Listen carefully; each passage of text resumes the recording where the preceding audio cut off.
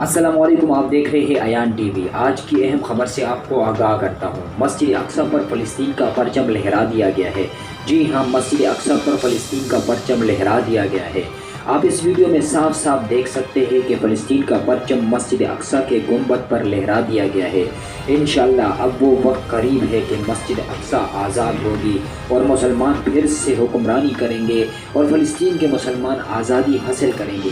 اور اس کے ساتھ ہی میں آپ کو آگاہ کرتا چلوں کہ ترکی کے صدر رجب طیب اردگان نے عمران خان اور ملیشیا کے سابق وزیر اعظم مہاتیر محمد سے ٹیلی فونک رابطہ کیا، ایک دوسرے کو عید کی مبارکباد دی، اور طیب اردگان نے دونوں رہنماؤں سے اسرائیلی جارحیت کے بارے میں تبادلہ خیال کیا اور کہا کہ ہم فلسطین کے مسئلے کو عالمی سطح پر اٹھائیں گے۔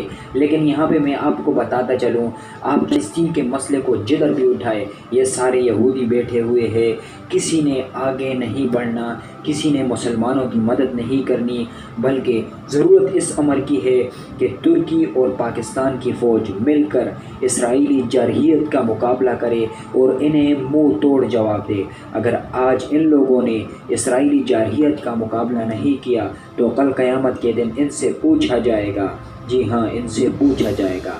اور اگر آپ بھی فلسطین کے ساتھ دلی ہمدردی رکھتے ہو تو پھر اس ویڈیو کو زیادہ سے زیادہ شیئر کریں اور لوگوں تک یہ پیغام پہنچائے کہ فلسطین انشاءاللہ آزاد ہوگا اور جلد ہی آزاد ہوگا، اور پاکستان اور ترکی کی فوجیں اس کی مدد کرے گی انشاءاللہ۔